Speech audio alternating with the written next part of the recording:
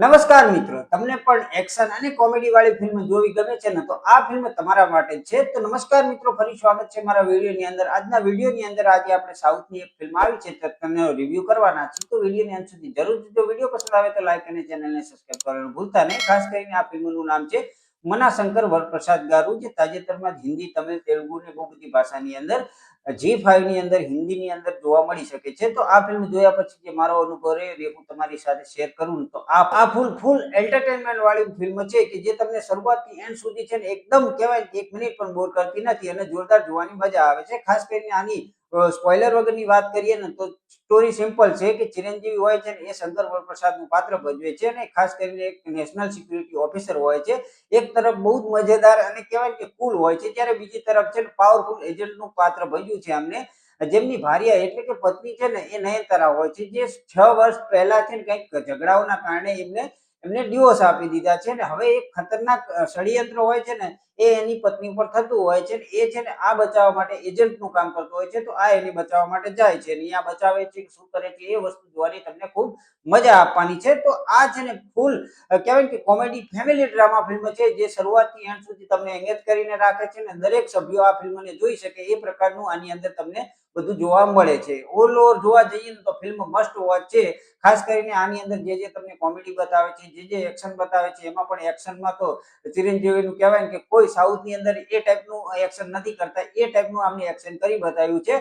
એમાં પણ તમે જુઓ કે એક ગોલ્ફ સ્ટિકથી જે મારે છે, સાથે સાથે જે એન્ડનો સીન છે જે ગાડી લઈને આવે છે એ તમને જોરદાર જોવાની મજા આવવાના છે. તો આ છે ને ફૂલ કોમેડીની સાથે સાથે જે એક્શન જોવા મળે છે એ તમને સેટિસ્ફાઈડ કરે છે અને જોરદાર જોવાની મજા આપે છે.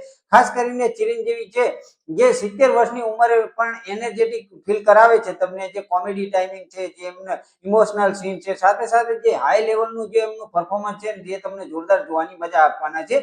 નયનતારા પણ જોરદાર તમને જોવા મળશે. ખાસ કરીને ફ્રસ્ટ્રેટેડ પત્નીનો રોલ ભજવ્યો છે આમને, જે સોલિડ રોલ છે, સાથે સાથે ઇમોશનલ અને સ્ટ્રોંગ લુક પણ આમનો જોવા મળે છે, જે તમને સાઉથની સિનેમાની અંદર જોવાની ખૂબ જ મજા આવવાની છે. તો એ ટાઈપનું આની અંદર રોલ એમને ભજવેલો છે.